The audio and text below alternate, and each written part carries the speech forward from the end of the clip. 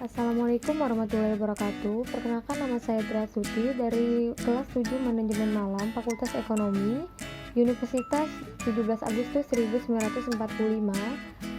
Di sini saya akan membacakan rangkuman dari materi MSDM, yaitu yang pertama, perekrutan dan penempatan analisis pekerjaan, yaitu perencanaan personil dan perekrutan SDM, merencanakan dan memprediksi pekerjaan, perekrutan yang efektif, sumber kandidat dari dalam dan dari luar, perekrutan tenaga kerja yang lebih beragam, menggambarkan dan menggunakan formulir aplikasi, pengujian dan seleksi karyawan, mengapa seleksi yang lebih penting, konsep pengujian dasar, jenis-jenis ujian, contoh-contoh pekerjaan dan simulasi, pemeriksaan latar belakang dan metode seleksi lain.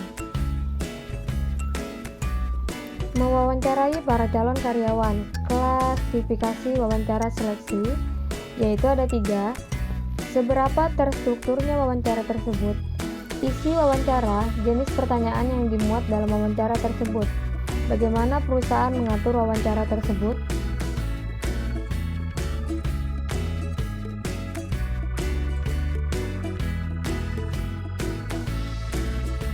melatih dan mengembangkan karyawan. Program pelatihan terdiri dari 5 langkah, yaitu yang pertama, analisis kebutuhan, merencanakan instruksi, langkah validasi, menerapkan program, langkah evaluasi, yaitu penilaian kerja, manajemen kinerja, dan mengelola karir. Kinerja dan penilaian prestasi.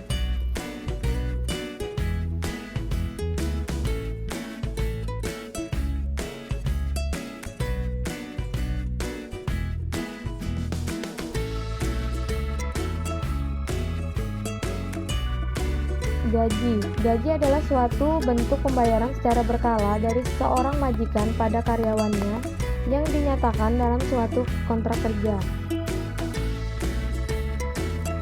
Insentif dan pembagian keuntungan.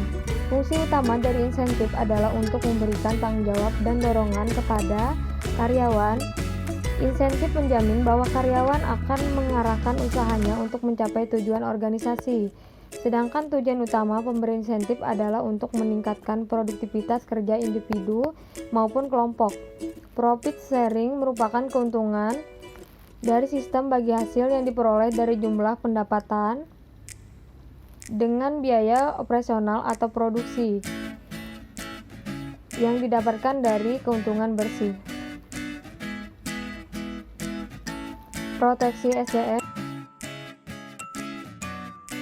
Proteksi SDM yaitu pengertian faktor-faktor yang menentukan proteksi, santunan sebagai sarana proteksi, perlindungan keselamatan dan kesehatan kerja. Strategi perusahaan yaitu membangun komunikasi, membangun disiplin, dan instrumen pengukuran komunikasi interpersonal.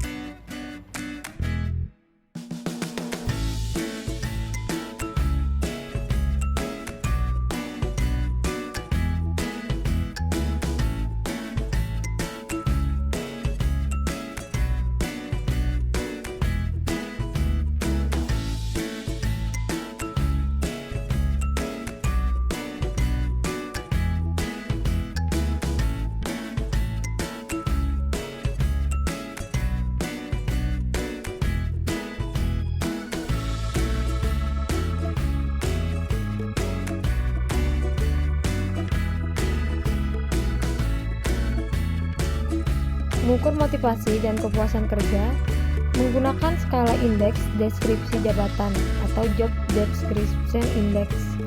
Skala pengukuran ini dikembangkan oleh Smith, Kendall, dan Hulin pada tahun 1969. Cara penggunaannya yaitu dengan mengajukan pertanyaan-pertanyaan pada karyawan mengenai pekerjaan. Setiap pertanyaan yang diajukan harus dijawab oleh karyawan dengan menandai jawaban. Ia tidak ragu-ragu. Dengan cara ini dapat diketahui tingkat kepuasan kerja karyawan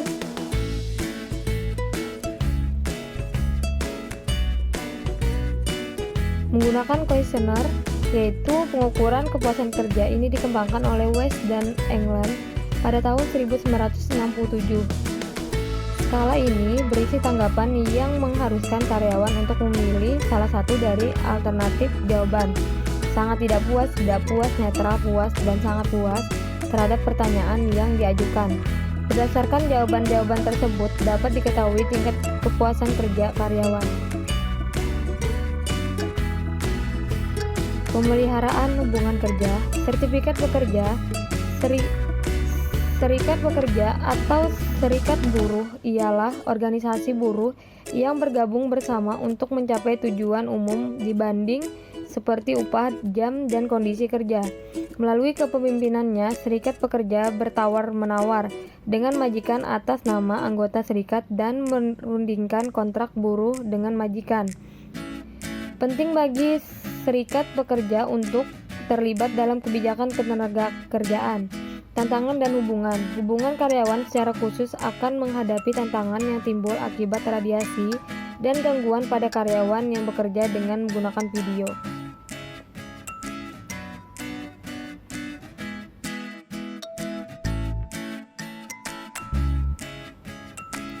Pertanyaan beserta jawabannya. Apa pengaruhnya bila penilaian kerja tidak ada di suatu organisasi, baik dari sisi semangat kerja karyawan maupun produktivitas organisasi?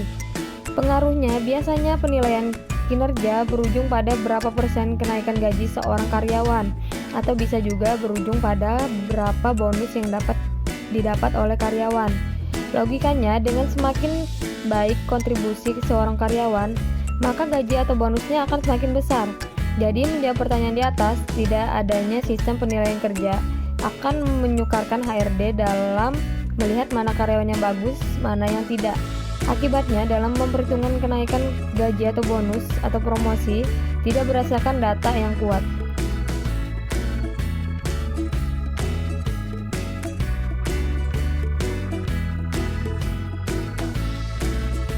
Pertanyaan yang kedua yaitu bagaimana pengaruh penilaian kerja terhadap keadilan penggajian. Penggajian seperti apakah yang adil sehingga moral dan semangat kerja karyawan semakin meningkat.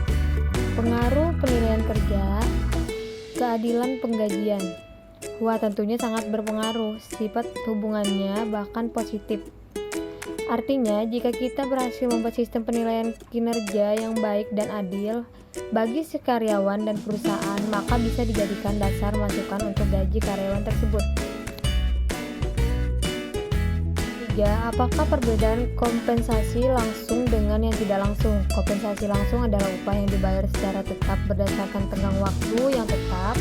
Kompensasi langsung ini disebut juga sebagai upah dasar, yaitu upah atau gaji tetap yang diterima seorang pekerja dalam bentuk upah bulanan atau salary, atau upah mingguan ataupun upah jam hourly wage.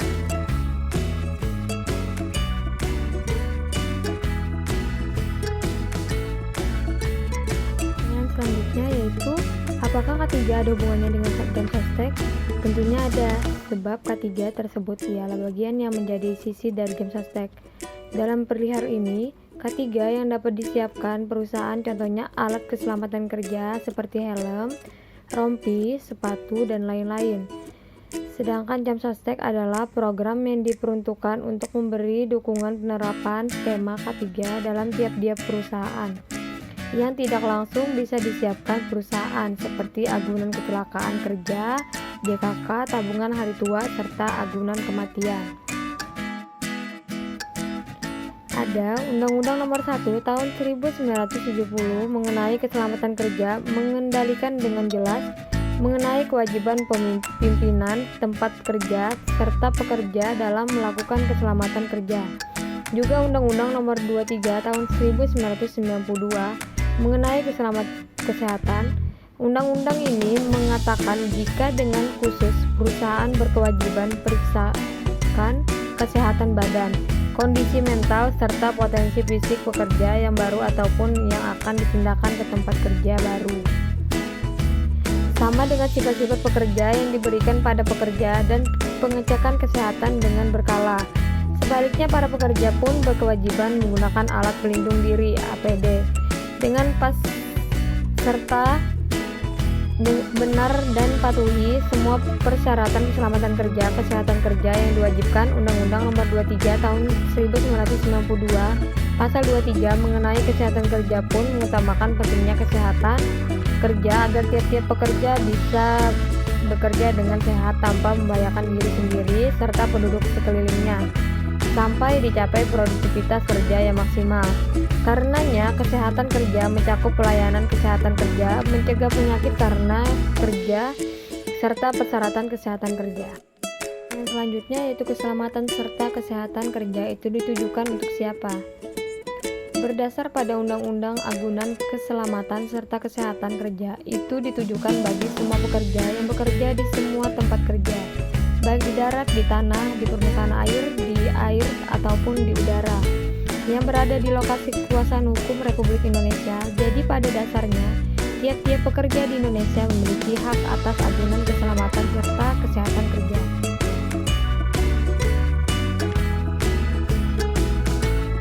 Pertanyaan selanjutnya, apa saja aspek-aspek dalam kepuasan kerja?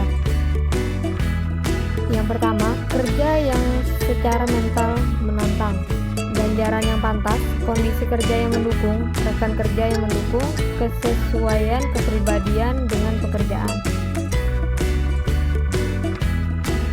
Teori apa saja yang menjelaskan tentang motivasi dan kepuasan kerja? Diskrepansi teori menjelaskan bahwa kepuasan kerja merupakan selisih atau perbandingan antara harapan dengan kenyataan. Equity teori mengatakan bahwa karyawan atau individu akan merasa puas terhadap aspek-aspek khusus dari pekerjaan mereka, misalnya gaji atau upah rekan kerja dan supervisi.